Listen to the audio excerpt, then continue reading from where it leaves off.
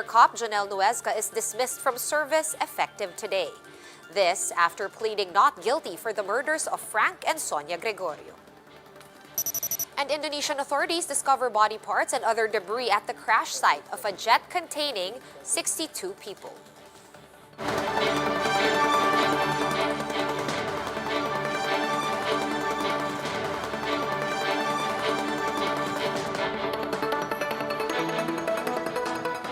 Fast, focused, and fearless. Here's a roundup of stories we're watching now. I'm Sean Yao.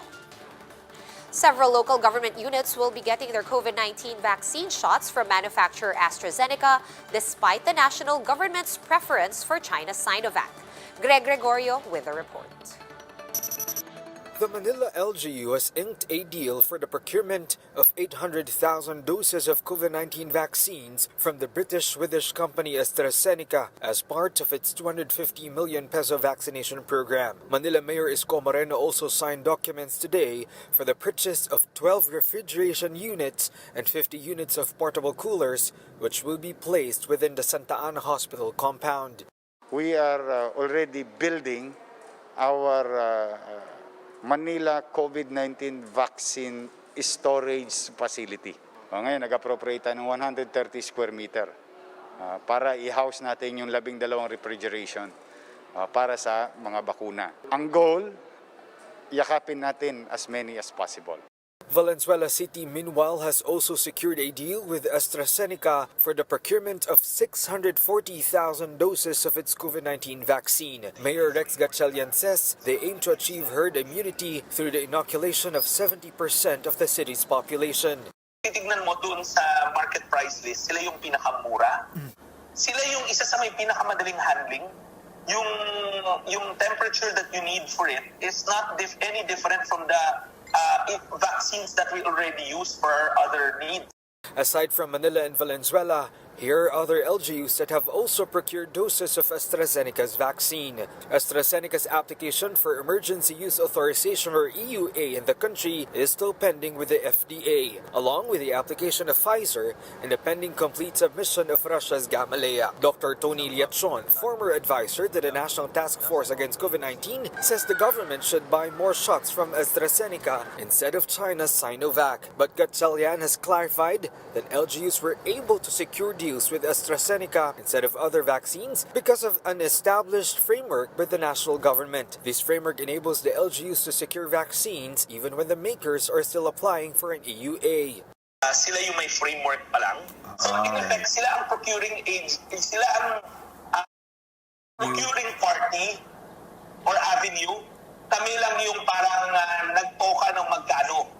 Presidential spokesperson Harry Roque in his press briefing says LGUs can't buy vaccines on their own unless they enter into a tripartite agreement with the national government. The government is still in talks with other sources of COVID-19 vaccine, with vaccine czar Carlito Galvez Jr. signing a deal with India's Serum Institute for 30 million doses of its vaccine Covovax. Covovax is still in its late-stage trials and has not applied for an EUA in the Philippines. For News 5, Greg Gregorio, we are One News.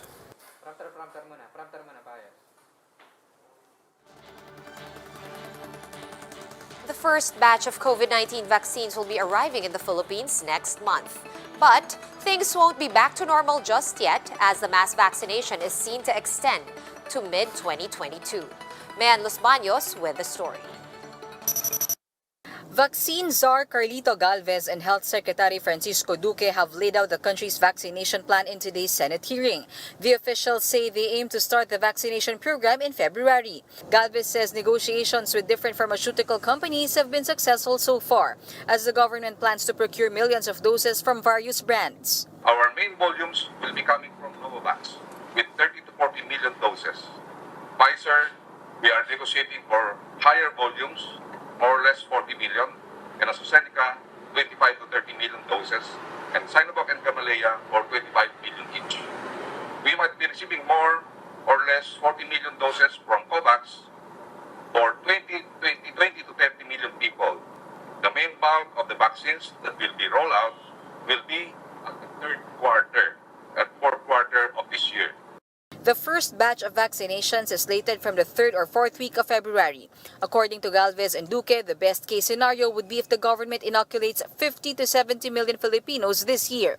This with health workers as priority. The health department also plans to vaccinate around 300 people daily in each of its 4,500 vaccination sites. We are on track to providing immunization services to 50 to 70 million Filipinos, provided, again, that the global supply of vaccines are sustained or even increased within this year. Kung kakayanin ng mga manufacturer na atin na enlist, best case scenario ay makakamit natin ang herd immunity po ngayong taon.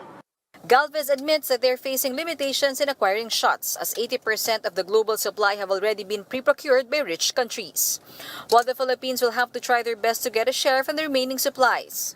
We will be able to purchase at least 148 million doses from 7 pharmaceutical companies, with more than 100 million doses has been fully secured for production. With this, the country's vaccination program might be extended to up to 2nd or 3rd quarter of 2022. Despite this, the government is expected to receive fully subsidized Pfizer and Sinovac vaccines through the COVAX facility this February. Some senators are blaming government officials for the delays in vaccine procurement due to their supposed slow action. But it's in the implementation. Yung reaction, yung responses to emergencies. Sabi niya, your officials, the Philippine officials, keep flirting with us, referring to the vaccines. But we need their commitment. And they don't want to commit.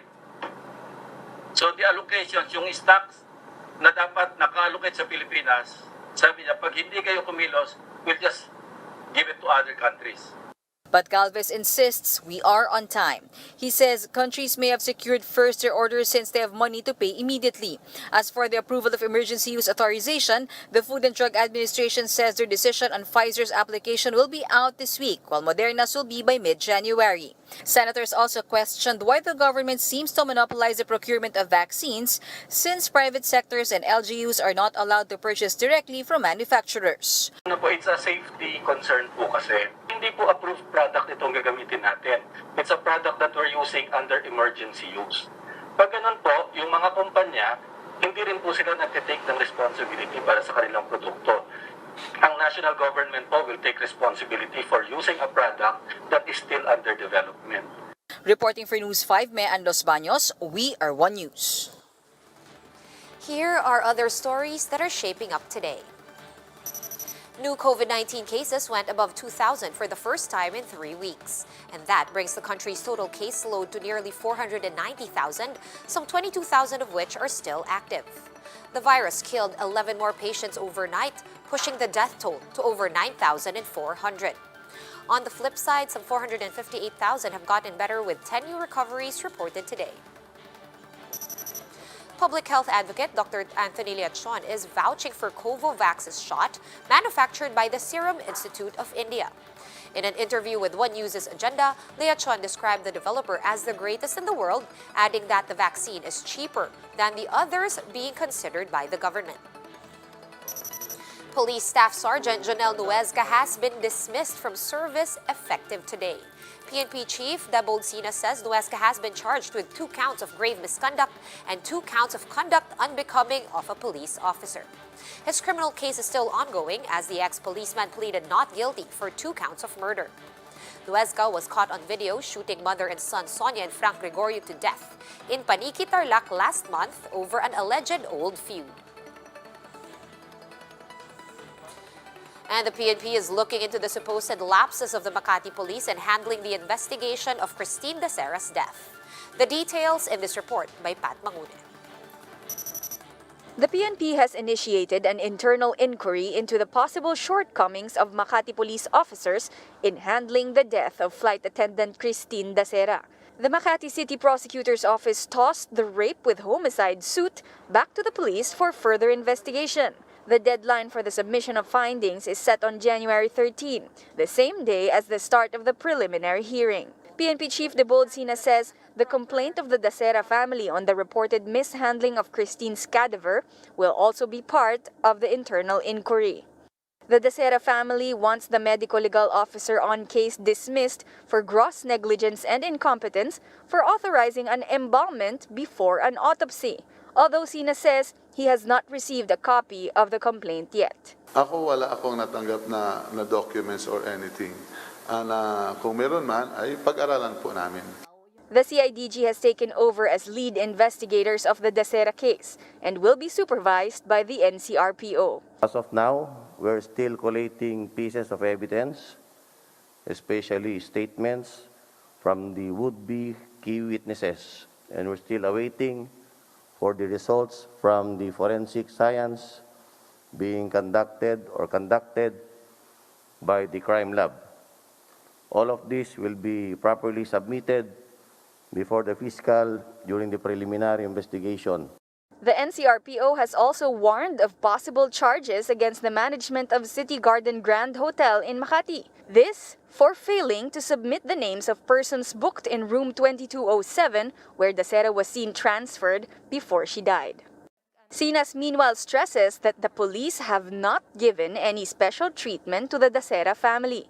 He says Sharon Dasera, the victim's mother, is an AFP reservist, which explains the personnel in uniform at the burial. Yung mother po kasi ni Christine is a reservist AEP personnel, Lieutenant Colonel. And he is friendly to both the AEP and the PNP. Marami po siyang kaibigan doon sa lugar nila. So it is just fitting siguro na siyempre kaibigan mo, pupunta ka doon. Dasera has been laid to rest this weekend in General Santos City. For News 5, Patricia Mangune. We are One News. For more updates, visit News 5, The Philippine Star, and Business World online. Visit our website, onenews.ph, for more in-depth analysis. You can also catch One News on the Signal Play app. Register for a free account at www.signalplay.com and stream One News live anytime, anywhere. I'm Sean Yao. We are One News.